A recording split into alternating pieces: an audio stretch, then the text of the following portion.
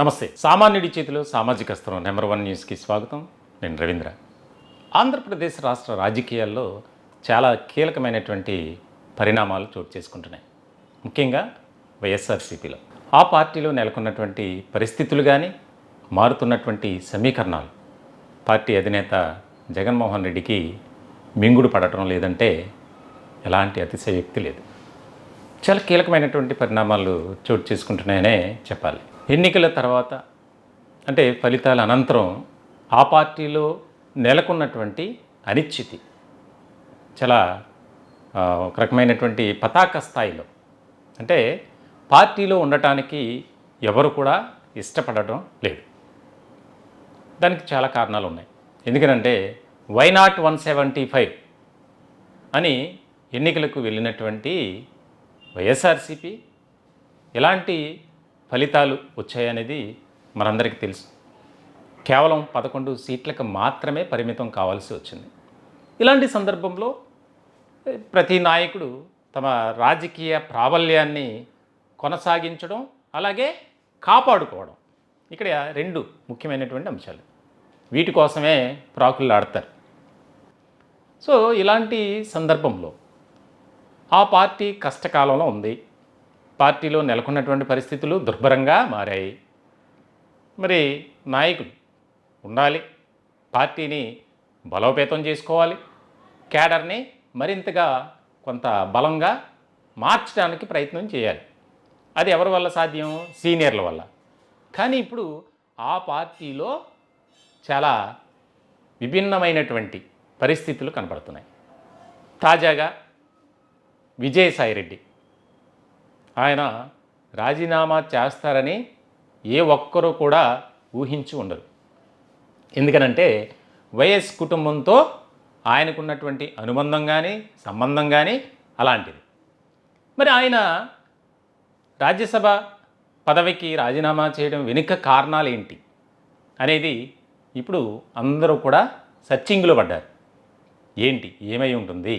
అది కూడా పార్టీ అధినేత లండన్లో ఉండగా ఈ రకమైనటువంటి పరిణామాలు ఏంటి? అంతా ఆగ మేఘాల మీద రాజీనామా చేయాల్సినటువంటి అవసరం ఏంటి అనేది ఇప్పుడు రాజకీయ వర్గాల్లో ఒక చర్చ జరుగుతుంది. ప్రధానంగా వైఎస్ఆర్సీపీలో చాలా తీవ్రమైనటువంటి స్థాయిలోనే దీనిపై ఒక హాట్ టాపిక్గా నడుస్తుంది. అవును, వాస్తవమే. విజయసాయిరెడ్డి వచ్చిన తర్వాత జగన్ గారితో మాట్లాడి డిసిషన్ తీసుకోవచ్చు, కానీ అలా చేయలే. ఆయన ప్రెస్ మీట్ పెట్టారు ఢిల్లీలో. ఏదైతే రాజీనామా పత్రాన్ని సమర్పించిన తర్వాత బయటకు వచ్చిన తర్వాత మీడియాతో మాట్లాడారు. కొన్ని మీడియా సంస్థల ప్రతినిధులపై ఆయన కోపం కూడా వెళ్ళబుచ్చారు. దీనికి ముఖ్యమైనటువంటి కారణం అంటే మీడియా ప్రతినిధులు అడిగినటువంటి క్వశ్చన్స్కి ఆయన సమాధానం చెప్పడం ఇష్టం లేక. సో ఇటువంటి సందర్భంలో నేను చెప్పలేను, అందుకే నాకు నచ్చలేదు. అంటే ఆయన మాట్లాడే తీరు కానీ చాలా డిఫరెంట్గా ఉంది. ఇప్పుడు రాజకీయ వర్గాల్లో జరుగుతున్నటువంటి చర్చ ఇదే. అంటే ఎంతో సుదీర్ఘకాలం జగన్తో ప్రయాణం చేసినటువంటి వ్యక్తి ఈ రోజున ఇలా మాట్లాడటం ఏంటి? దాదాపుగా 2 పర్యాయాలు పార్టీ నుంచి పెద్దల సభకు పంపించినటువంటి పరిస్థితి. ఇంకా దాదాపుగా 3 ఏళ్ల పాటు ఆయనకి పదవి ఉంది. మరి ఎందుకు ఆయన రాజీనామా చేశారు? అంటే ఆయనపై ఏదో జరుగుతుంది, ఎవరో ఫోర్స్ చేశారు అనేది ఇప్పుడు ప్రధానమైనటువంటి అంశం. దానికి కూడా చాలా కారణాలు ఉన్నాయి. అంటే ఏదైతే ఆరోపణలు, విమర్శలు వినిపిస్తున్నాయో దానికి సంబంధించి బలం చేకూరే విధంగా ఉన్నాయి. ముఖ్యంగా కాకినాడ సీపోర్టుకి సంబంధించి అక్కడ కేవీ రావు ఈయనపై కేసు పెట్టడం, ఎన్ఫోర్స్మెంట్ డైరెక్టరేట్ అధికారులు కేసులు నమోదు చేయటం, ఈయన్ని విచారించడం, ఎన్నో పరిణామాలు జరిగాయి. అలాగే గతంలో జగన్ అక్రమాస్తుల కేసుకు సంబంధించి A2గా విజయసాయిరెడ్డి ఉన్నారు. ఇలా ఎన్నో ఆరోపణలు విశాఖ, బెంగళూరు, విజయవాడ ఇటువంటి ముఖ్యమైనటువంటి పట్టణాల్లో విజయసాయిరెడ్డి భారీ స్థాయిలో భూములు ఉన్నాయి. ఎక్కడికో ఎందుకు మొన్న జరిగినటువంటి ఇష్యూ కూడా దేవాదాయ శాఖలో ఉన్నతాధికారిగా పనిచేసేటువంటి శాంతి ఆ వ్యవహారంలో కూడా తీవ్రమైనటువంటి ఆరోపణలు ఎదుర్కొన్నటువంటి వ్యక్తి విజయసాయిరెడ్డి. విజయసాయిరెడ్డిపై శాంతి భర్త మదన్ మోహన్ ఇప్పటికి కూడా న్యాయ పోరాటం చేస్తున్నారు. శాంతికి పుట్టినటువంటి బిడ్డ ఎవరి ద్వారా పుట్టాడు, ఆ బిడ్డకు తండ్రి ఎవరు అని చెప్పి విజయసాయిరెడ్డి పేరు ప్రస్తావిస్తూ ఆయనకు DNA టెస్ట్ చేయండి అని. అది ఏ రకమైనటువంటి చర్చకి దారితీస్తుందో మనకు తెలుసు. ఇవన్నీ ఒక్కసారిగా ఆ పెద్ద ఆయన అంటే విజయసాయిరెడ్డిని ముప్పేట దాడి చేస్తున్నాయి. కాబట్టి ఇక మనం వైఎస్ఆర్సీపీలో కొనసాగటం కష్టం, ఇబ్బందికరమైనటువంటి పరిస్థితులు అని ఆయన ఒక ఆలోచనకు వచ్చారు. కాబట్టే ఈ నిర్ణయం తీసుకున్నారు. ఎప్పుడూ కూడా ఆయన సోషల్ మీడియాలో యాక్టివ్గా ఉంటారు. దాదాపుగా ఒక 15 రోజుల నుంచి ఆయన ఏ ట్వీట్ ఏది పెట్టట్లా. సడన్గా ట్విట్టర్లో రాజకీయాల నుంచి తప్పుకుంటున్నా, నాకు అవకాశం ఇచ్చినటువంటి జగన్మోహన్ రెడ్డి గారు, భారతమ్మకు కృతజ్ఞుణ్ణి, అలాగే చంద్రబాబు గురించి ప్రస్తావిస్తూ, పవన్ కళ్యాణ్ గురించి ప్రస్తావిస్తూ, వారితో నాకు ఎలాంటి విభేదాలు లేవు, అలాగే నరేంద్ర మోదీ, అమిత్ షా ఇద్దరితో మంచి సాన్నిహిత్య సంబంధాలు ఉన్నాయని ఇన్ని రకాలుగా ఆయన రాసుకొచ్చారు. దీని వెనుక అసలు కారణం ఏంటి? ఆయన మరి ఇప్పుడున్నటువంటి ప్రతికూల పరిస్థితుల్ని అధిగమించాలంటే ఆయనకి పొలిటికల్ పార్టీ అనేది ఖచ్చితంగా కావాలి. ఎందుకనంటే ఏ సమయంలో ఏ రకమైనటువంటి దాడి ఆయనపై జరుగుతుంది అనేది, అది అరెస్టుల రూపంలోనో లేకపోతే ఏదైనా సరే. కానీ మరి ఆయన ఎందుకు బయటకు వచ్చారు అంటే వైఎస్ఆర్సీపీలో ఉంటే కొనసాగితే రానున్న రోజుల్లో ఇంకా ప్రతికూలమైనటువంటి పరిస్థితులు ఎక్కువైపోతాయి అనేది ఆయన ఒక ఆలోచనకు వచ్చారని, దానికి సంబంధించి ఈ నిర్ణయం తీసుకున్నారని, త్వరలోనే బీజేపీలోకి విజయసాయిరెడ్డి వెళ్తున్నారు అనేది కూడా ఒక ప్రచారం జరుగుతుంది.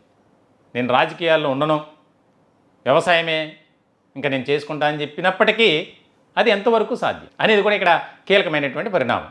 ఇలాంటి పరిస్థితుల్లో ఫిబ్రవరి 10 నుంచి నేను విదేశీ పర్యటనకు వెళ్ళాలన్న ఆలోచన కలిగి ఉన్నాను, కాబట్టి నాకు పర్మిషన్ ఇవ్వండి అని చెప్పి ఈడీకి సిబిఐకి అప్లై చేసుకోవడం వెనుక కారణాలేంటి? ఈ సమయంలో విదేశీ పర్యటన అవసరమా? ఇలా ఎన్నో ప్రశ్నలు, ఒక్కటి కాదు. దానికి సంబంధించి రకరకాల చర్చ అనేది జరుగుతుంది రాజకీయ వర్గాల్లో. అసలు వైఎస్ఆర్సీపీలో అయితే ఎవరిని కదిపినా ఏంటి ఈ పరిస్థితి, విజయసాయిరెడ్డి బయటికి వెళ్ళడం ఏంటి అనేది. ఆయనే కాదు, ఆయన బాటలో ఇంకా కొంతమంది ఉన్నారని, మరికొద్ది రోజుల్లోనే బాంబు పేల్చబోతున్నారు అని, ఆ జాబితాలో విజయసాయిరెడ్డి వెనుక అయోధ్య రామరెడ్డి ఉన్నారని, ఇంకా కొంతమంది ప్రముఖులు ఉన్నారని, ఇంకా వైఎస్ఆర్సీపీ పని అవుట్ అని, ఇలా ఎన్నో రకాలుగా ప్రచారం జరుగుతుంది. మొత్తానికైతే ఆయన మాట్లాడిన విధానం కానీ, ఆయన పెట్టినటువంటి పోస్ట్లో ఒక నిరుత్సాహం, నిర్లిప్తత ఉంది. అంటే దానికి ఒక ఎగ్జాంపుల్ కూడా ఉంది.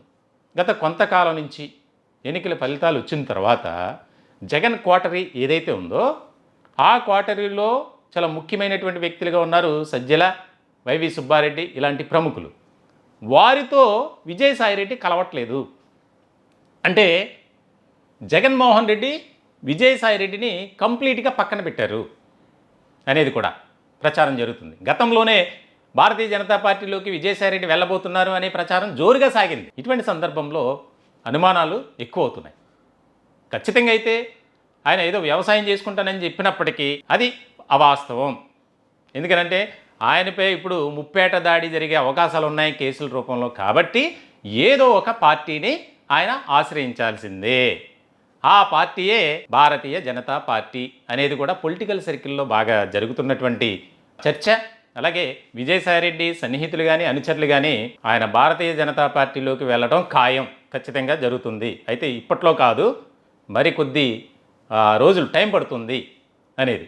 మరి భారతీయ జనతా పార్టీతో ఆయనకి మంచి సాన్నిహిత్య సంబంధాలు ఉన్నాయి. నిర్మలా సీతారామన్, అలాగే అమిత్ షాతోను, జేపీ నడ్డాతో, ఇలాంటి ప్రముఖులతో విజయసాయిరెడ్డికి సంబంధాలు ఉన్నాయి. అలాగే భారతీయ జనతా పార్టీకి సంబంధించినటువంటి వారితో వ్యాపార లావాదేవీలు ఇవి కూడా ఉన్నాయి. ఆర్థికపరమైనటువంటి లావాదేవీలు, వ్యాపారపరమైనటువంటివి.